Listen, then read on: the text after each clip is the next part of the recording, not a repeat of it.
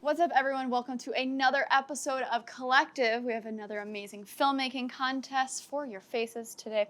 We have Philly. Welcome, Philly. Hey, how are you? I'm good. I'm very excited to talk about the contest you have because it's very unique. But first, you have had over 500 million collective views on your music videos. Mm-hmm. You've been featured on BET, MTV. Just let me know a few people who you've worked with. We got to lay down that cred, right? So, drum roll, please. I'm not usually the name drop guy, but for the sake of the competition, we'll indulge here. I've worked with everyone from T.I., Snoop Dogg, J. Cole, Kendrick Lamar. Just to name a few. I mean, there's a lot of different levels of artistry. I work with independents, I work with majors, pop, R&B, all kinds of variety.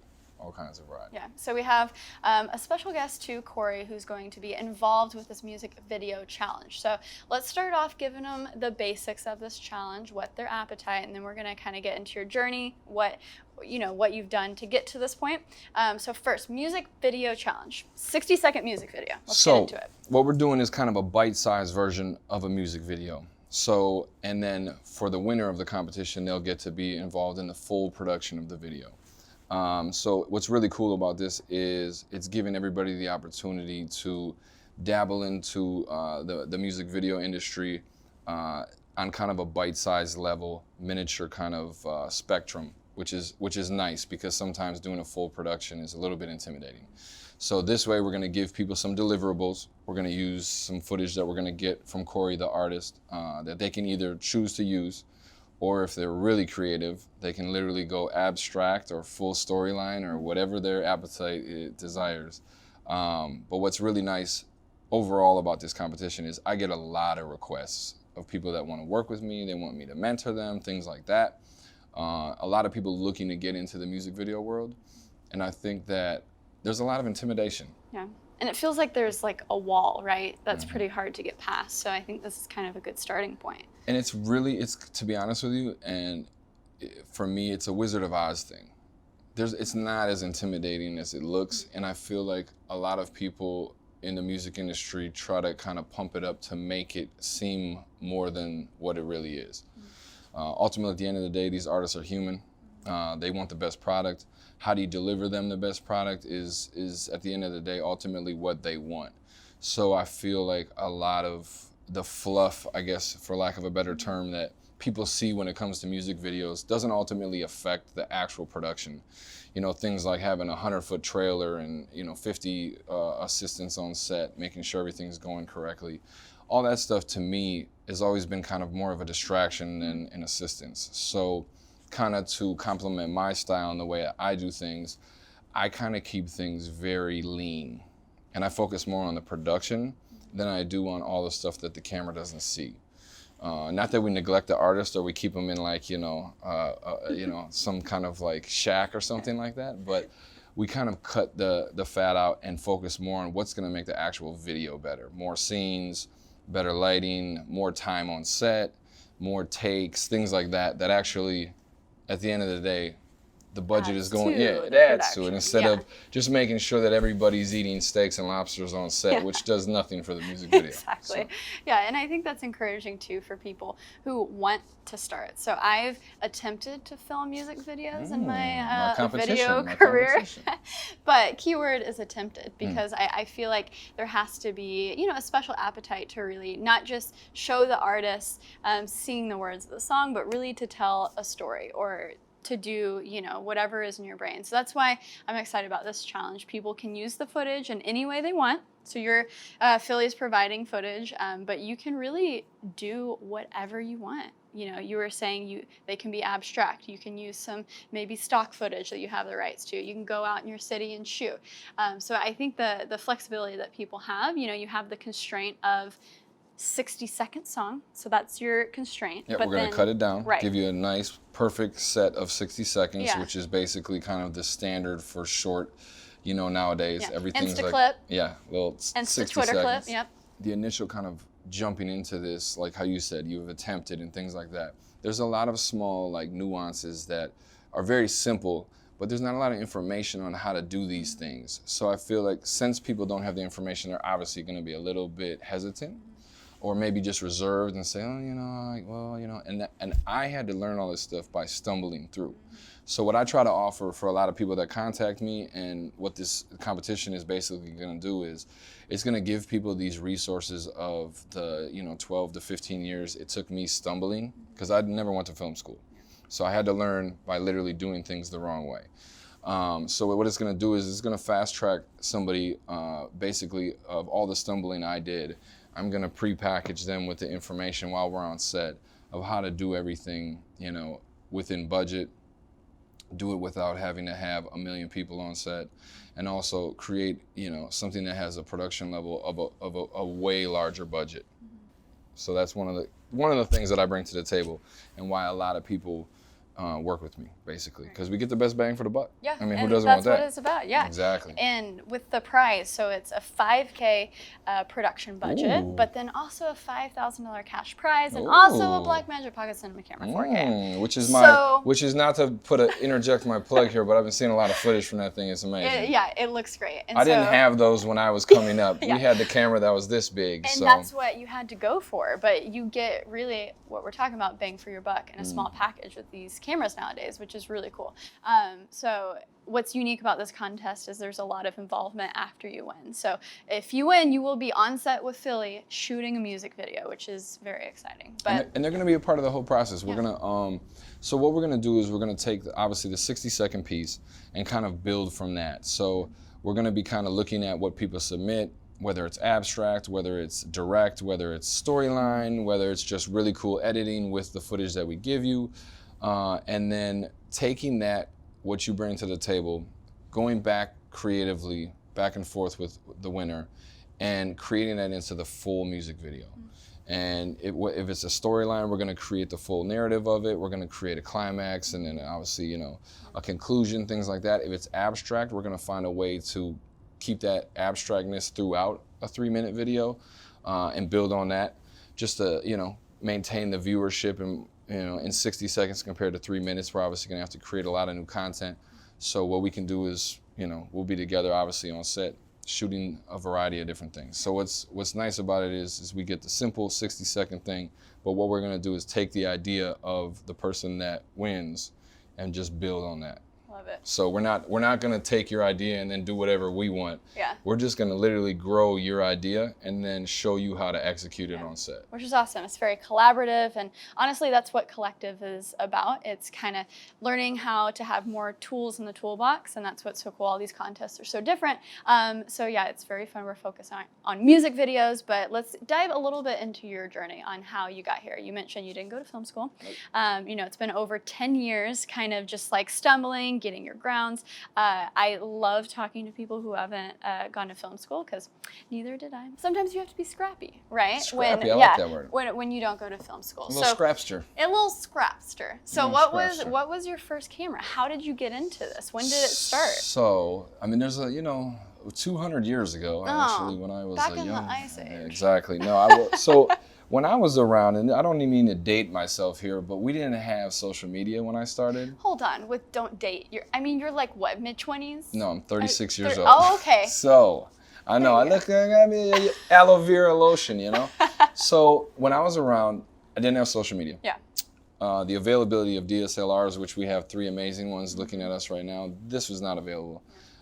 Very limited, and the only people that were in production had money. So like you were rich if you had a camera, basically, and I was not rich. A lot of my friends did music, and of course content has always been big. How you create the content back when I was starting was not as easy as it is today, but I had to be ultra scrappy and kind of utilize the people I know and the networks that I had. So I had a friend whose father was in news and films for news channels, and they literally let him rent one of the news cameras, and that's what we shot our first music video with a news camera. Wow. And I did it purely not because I wanted to more or less be in film, but out of necessity.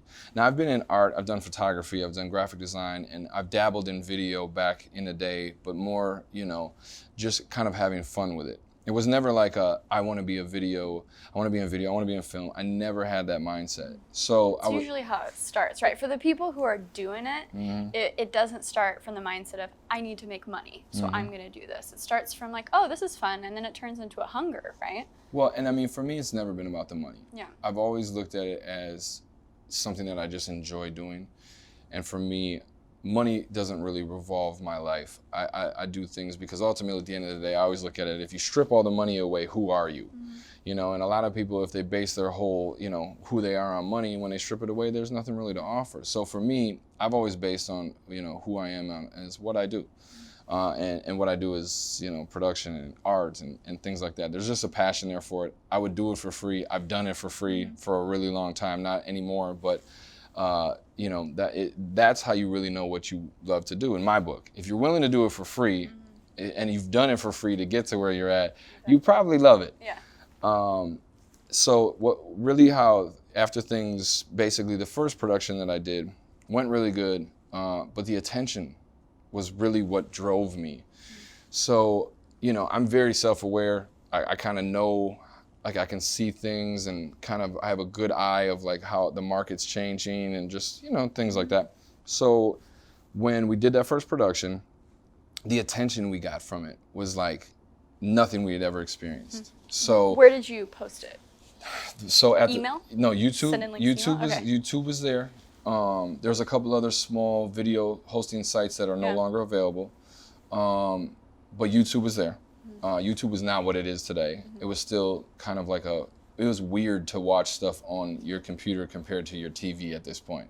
So it was hard to drive people to view it there. But ultimately that was where it was living. And then having a production back then was such a rarity. So we were like the one of one. Where nowadays it's like you're the one of the hour kind of thing. So just by being so exclusive and having something that nobody else had, we got a lot of attention. And then the attention immediately pulled away from the artists we were shooting with to who did this? Because no one's able to do this right now. Like, wow, how was this guy able? What was it that stood out? I mean, ultimately we went through it. We did a real treatment. We had locations. I mean, I went all out. I don't do things, you know, half rate. If I'm gonna do it, I'm gonna do it all the way, or I'm not gonna do it at all. So we scouted locations, and at this time I didn't know what a producer was. I didn't know what a lighting person was. I just thought I thought the director was the lighting guy, the everything. Yeah. I thought he was everything. Now, you know, as I moved on, I was like, oh, there's a guy for that. So I was doing everything. So produced it. I was the lighting guy. I mean, literally in between takes, you know, I'm over there adjusting lighting. Then I pick the camera up. I'm shooting camera. I'm directing. I'm doing everything. But it was just, you know, and overall, people were just excited about the quality, the locations. It definitely didn't look thrown together. And for the time, it just looked very well produced. You know, I mean, now I look back on it and it's cringy because the quality of it is just horrendous. But in the moment, at that time, we were using good stuff. Yeah. So. What does that mean? Was that like 720 and that was good? Like 720p? Is that? No, we were 1080 at that point. We were 1080, but we were on what's called mini DV tapes, which is basically, you know, it's a small tape. Yeah. And nowadays, obviously everything's digital. You just drag and drop your footage onto a folder. We had to literally put it in the camera, plug the camera into the computer, and then it would record from the camera into the computer. Wow. It was ridiculous. Wow. I cried the day that digital became a thing because I dragged and dropped it and a tear came from my eye. Yeah. It's amazing. And with that, with the technology, like you said, there's, of course, more people getting into it, right? It has become more accessible, which is so amazing because that means these gatekeepers that have kind of held the gate for filmmaking, now it's kind of like anyone and everyone can get into it. But with that, there has to be more things that you do to stand out. And so what has kind of been that shift from 10 years ago to now? Are you doing things differently, or what do you focus on now to really stand out? So what I bring to the table is basically a very high level of production at a very minimal skeleton. So I've maintained being kind of the jack of all trades. And as the music industry, the film industry has become basically easier, and the music industry has come down budget-wise. I mean, $100,000 budgets are almost never heard of anymore on music videos, where before, $1 million budgets were like the standard. Exactly, yeah. But obviously with streaming and with different kinds of things. It's not the MTV days anymore. It's not the MTV days anymore. So I was kind of the first wave of the film person that wasn't charging that much, but was able to obtain the level of production and still make money. A lot of directors got phased out when the industry started lowering their budgets because they weren't making as much money. A lot of directors got phased out because they were so conditioned to having unlimited budgets, basically. And they're probably not used to doing all of those things at all, like, you know, how do I turn on this light? Yeah. And it's no disrespect to those guys, but it was just basically one of those situations where technology and the times changing just phased a lot of people out. And that's fine. I mean, that happens in almost every industry. Luckily, I, again, saw that coming and realized there was going to be an opportunity for the small guy. So this is like around MySpace, Facebook starting to come out. Like now social media is out. I was contacting people the old school way, like calling people and sending in letters and doing stuff like that. And then once social media came out, it's crazy, I know. It's a weird thing. You put a stamp on it, you put it in a box, and someone gets it 3 days later. Cool. So I literally, that's the original DM. So when I saw social media, I immediately recognized it as I can contact these people directly now, and they can see who I am. So it's not like there's the screening process basically is right there for them.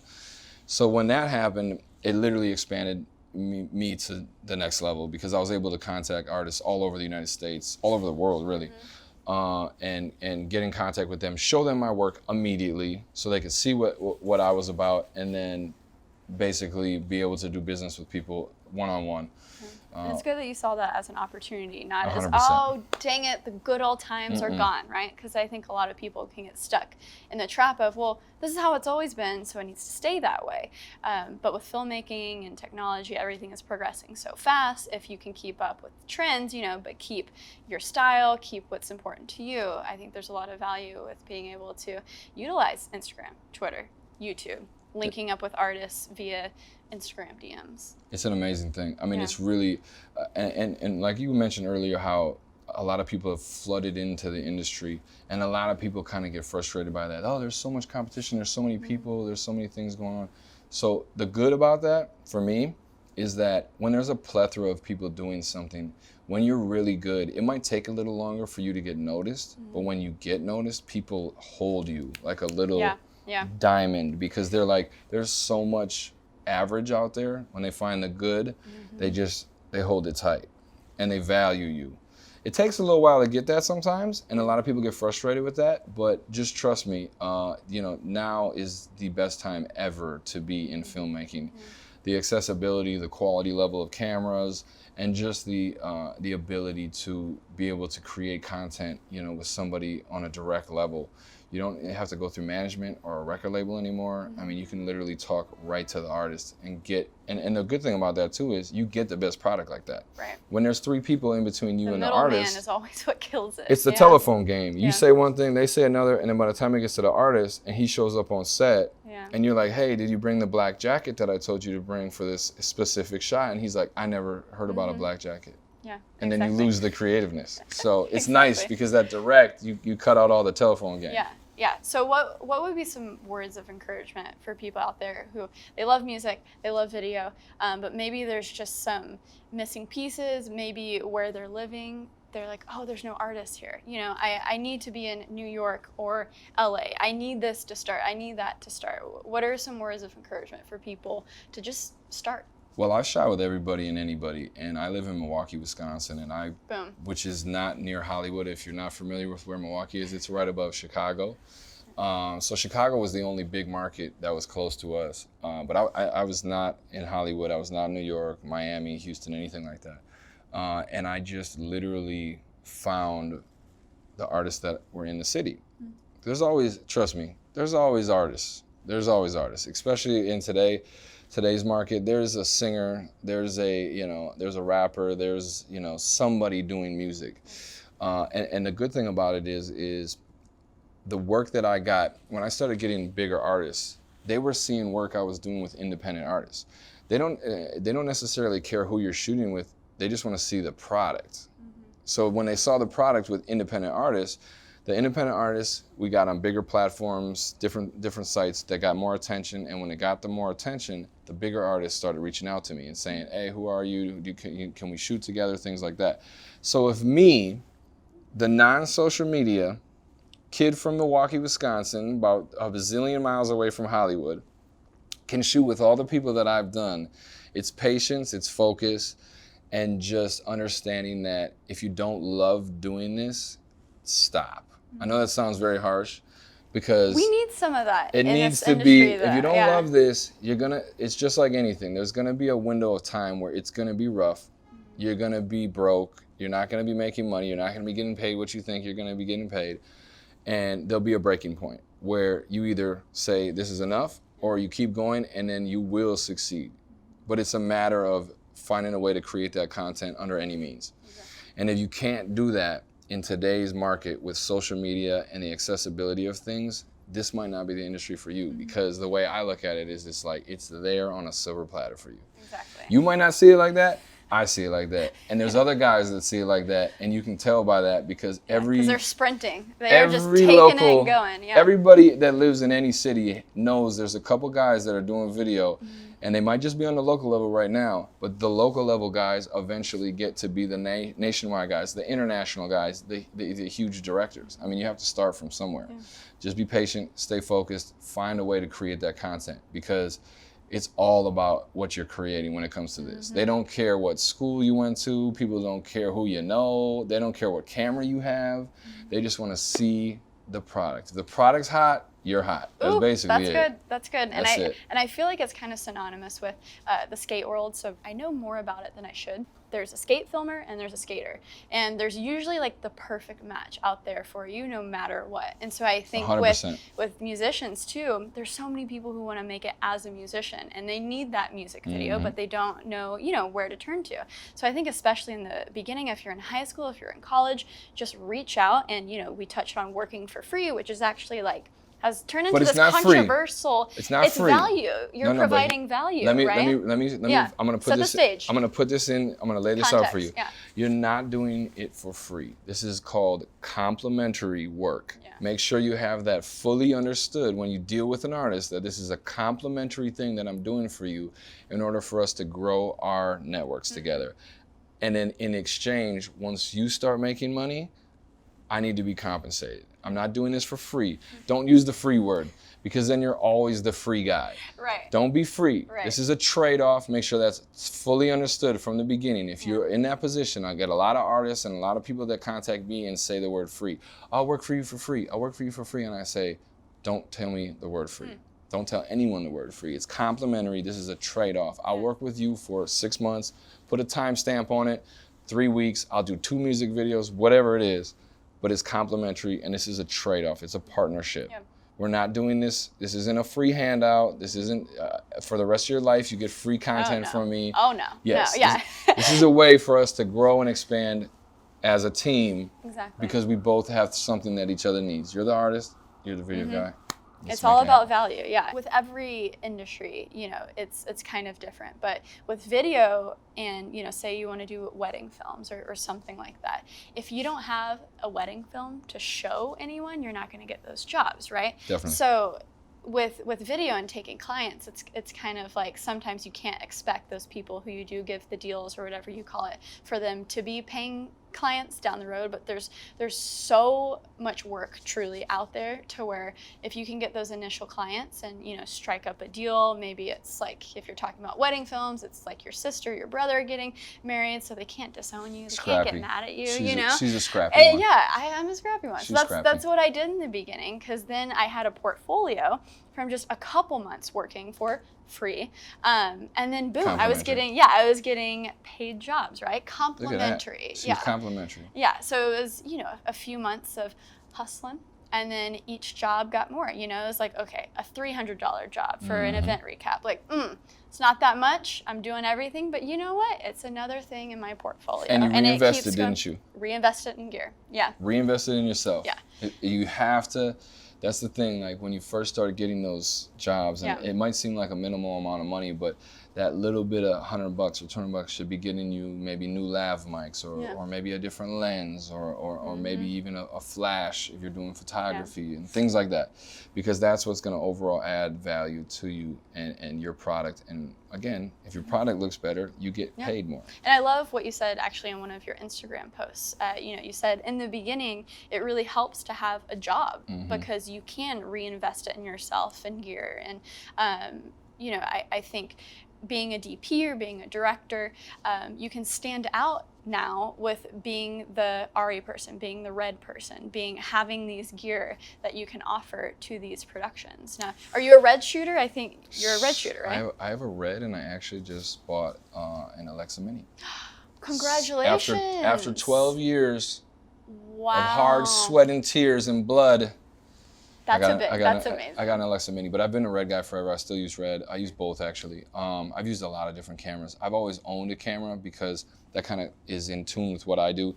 I'm the guy that's able to do stuff at a moment's notice, or I can do it 6 months out. Yeah. So having the camera gives me that freedom to be able to just move on a moment's notice. And in the music industry, that happens a lot. I mean, in your industry as well. I mean, this interview alone was supposed to be 3 days from now, and we did it today instead. So, the fact that we're able to move like that opens up opportunities. And I've always, again, saw owning a camera as that kind of opportunity. I knew if I owned it, I would be able to utilize being able to move quick as a selling option too. Because a lot of these artists, they're on tour, they're busy, they're doing this and that, and they give you such a small window of time to do things.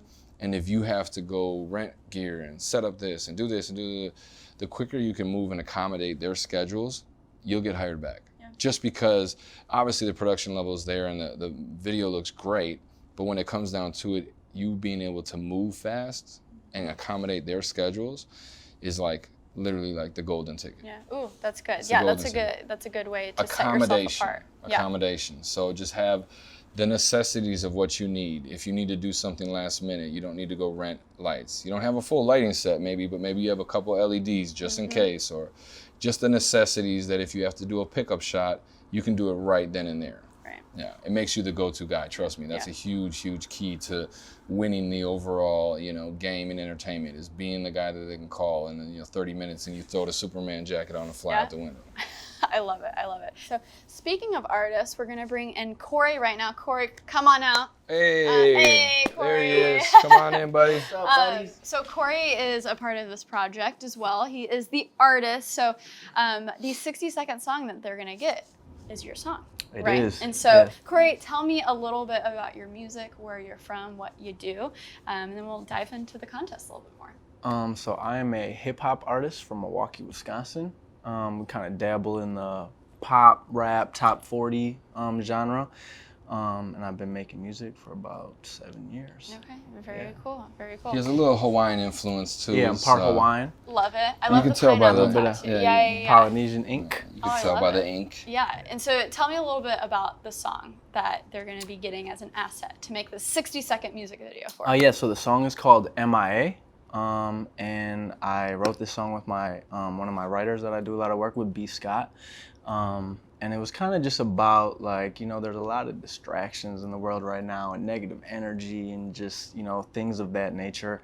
And this was kind of just being able to get past all that and still succeed and stay focused. And that was kind of the general concept when we made this. Yeah. So M.I.A. like missing in action, not Miami. Basically out of the mix. Separating myself from, any sort of negative, negativities and just, staying focused and doing what we got to do. Yeah. So people can obviously run with this and do whatever they want, but Philly, from your perspective, maybe we can kind of talk through maybe some of the ways that you would approach this and, maybe some of the themes from Corey, how would you approach this video? So for me, I feel like there's 2 ways you can go about this in my book, just from hearing the record, seeing Corey, things like that, putting together the pieces. You can basically, I feel, it can be very storyline driven. You can go that route for sure because of the what Corey's actually talking about is specific to what a lot of people deal with. daily life distractions, and it could be anything. It could be your parents, it could be your job, it could be just bad luck, things like that. Your phone. Exactly. Things that distract you from what you're trying to do in life. And how do you separate yourself from those things and obviously create a path for yourself. So it could be very storyline driven. It could be very performance based driven, and there's going to be footage of Corey obviously performing the song too. You could utilize that very heavily because the song has it's like a mid to up tempo.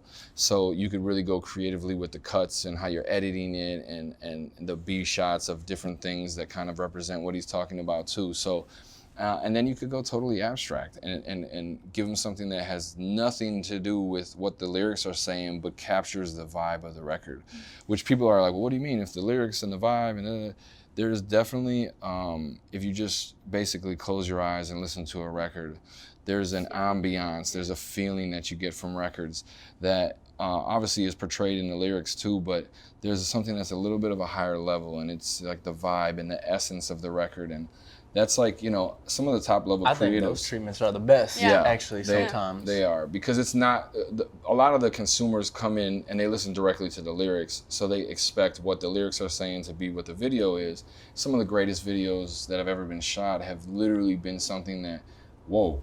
Yeah, less predictable, that's, right? That's and way different. And that's one thing that he's helped me actually, because when I first kind of started getting into this, I was very literal. Like, if I say I'm coming to the club, I'm like, Philly, we got to have 20 people with me when we're pulling up to the club. And he kind of helped me open up my, you know, my mind and just give the people things that aren't so predictable, because then they watch it one time, it's exactly what they want, and then they don't need to watch it again because they already know, like, oh, I know what the rest of this video is going to be like. You know? Yeah, I've been able to work with Corey multiple different videos, different varieties of things, and it's that's another thing that really, like you said, relationship with artists. When you work with them multiple times, you really start detailing things that you can't get from a first-time video. So it's nice that when I have artists that are repeat customers, because by the third and fourth video, we're creating stuff that's so specific and unique to them, because now I have a relationship with them. I'm not talking to their manager every day, I'm talking to them every day. So now I actually know them, I know their family, I know their kids, I know what they like to do, I know the little words they use and certain things like that, the nuances that when you can add that into a video is really where you create something special. So you should use life lessons of things that you've gone through, or someone you know has gone through, and that you can base it on. Every good story is something that's more than likely has happened in real life. Right. So feel free to use those, pull from that. We want to see what, like, if you close your eyes and you listen to this record, we want to see what you picture, not what you think we want the music video to be. Yep. And there's so many creative people out there in the world that come up with things that you could never even think of. So we're excited. We want to see your story, basically. That's what I'm looking for. I don't want you to do something that you think we would like. That's the perfect way to put it, Corey. I think you're doing this not because we're trying to appease us by doing something you think we like. It's something that we won't even expect. Yeah. That's what we're looking for. Yeah, so feel free to mix it up with the different moods. If your thing is humor, even, maybe the track doesn't scream that, but maybe you can work it in some way, Always. And it could be dramatic, can be humorous, anything. And in terms of logistics, when you guys, of course, you have a conversation of what are you feeling, what does this look like? Do you type up every single shot?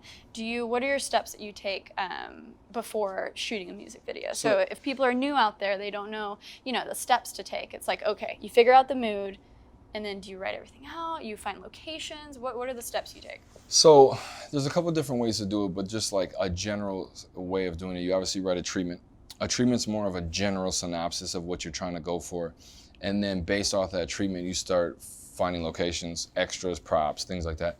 And through that process is when more creativeness can actually kind of spill out on the table, because you'll find a location that's not what you were looking for, but that's better than what you were imagining and has things inside the location that you can utilize, and all of a sudden the treatment starts blending and molding into different things.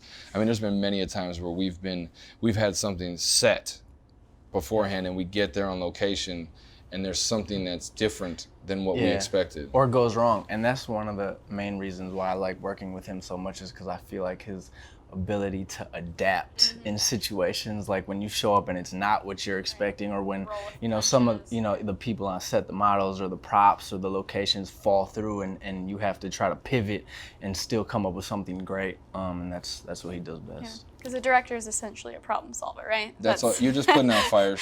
Exactly. Just dumping the water on the fire. Exactly. Yeah, cameras, lights, all those things, but also solving every single problem that happens. I think the biggest thing about it is again, coming back to having a relationship with the artist and them working with me multiple times has created just a great environment that if something does go wrong, they literally, Philly's got it. Yeah. It's gonna be okay. He's done this a million times. You can trust this guy. Is that true? Yeah. No, definitely true. I'm trustworthy. Yeah, absolutely. Vote for me. That's amazing. So when prepping for the shoot, filming, editing, making the treatment before, I think people might want to keep in mind what you're looking for. So there's criteria for all of these collective contests. So what should people be looking out for? So on the creative level, do whatever you want. Yeah. But from from me judging perspective, I'm gonna be looking for basically a couple different key elements. Obviously the editing is huge in music videos because obviously there's a song, there's a tempo, there's a pace, things like that. The color grade too. There's a little bit different because the color grade does, the way you color grade a music video can dictate the style of the video. From anything from bright, huge, poppy, oversaturated colors to very flat, dull, monotone stuff. It can literally, same shot, 2 different videos. So that's one. Shot selection and overall composition, how the shots complement each other. Does shot A to B, does that blend well, things like that. And then just your overall, obviously, the flow and pacing of it as well. So kind of those things kind of wrapped up into one are what really make a music video. The flow, your composition, your color grade can really dictate what your final product looks like. So I think that's what I usually grade a music video on when I see someone else's work outside of mine. So that's what we're gonna do here. Heck yeah, love it. For maybe artists that are involved, what are some experiences that you've had through music videos where you can share maybe, I really like this aspect, this was cool, what maybe the director did or maybe what you did, and maybe what are things now that I don't like how that was edited or it didn't fit the flow. What are just some of your opinions since you've been doing this for a minute? I think the more I get into this, I just like things that are outside the box. I think, especially with the way the internet is right now, like people want to see some fresh, new, interesting things that they wouldn't even have thought themselves. Because like we had touched before, otherwise it's just kind of like the same recycled like ideas. And then after you watch a minute of it, you already know what the rest of the video is going to be. And that's why I like working Corey's with him. actually an editor. Yeah, I do. Oh, Fun fact. okay. Yeah, I didn't know if we should get into that. Yes. We should definitely get into that. Well, how does that impact the overall why did you production? start editing? Explain why you Okay, started. all right, let's, For the artists at home, you asked about what he likes and dislikes. Yeah. This leads into why he started editing. I'm very particular on how I like my face and my hand movements and how I look on camera. And so a lot of times, even though he's an amazing director and editor, he would send me a draft and I'm like, this is great, but I don't like how I look here, or I don't like this, or whatever. So I've kind of learned to just take over the rough edits on my music videos and save him a lot of work too, because he's obviously a busy guy. So I'm able to kind of save him a little bit of the time of putting the rough skeleton together, and then he'll go through and sauce everything up and color correct and put the flares and the titles, add the little sauce. And it's became a nice little workflow that we have. I become what we call the saucer and seasoner. Yeah, the saucer. You know Saucer what I'm and saying? seasoner. Season it up, Yeah. sauce it up, and then we put it in the oven. And That obviously is just as the an exact artist, formula That is that actually- you need. So you don't need anything else. The sauce and seasoning. Sauce and seasoning. That's actually a film school term. There's a class called sauce and seasoning. It's pretty intense. It's 36 college credits of saucing and seasoning. So Wow. be ready for that Saucy. if you go to film school. Exactly.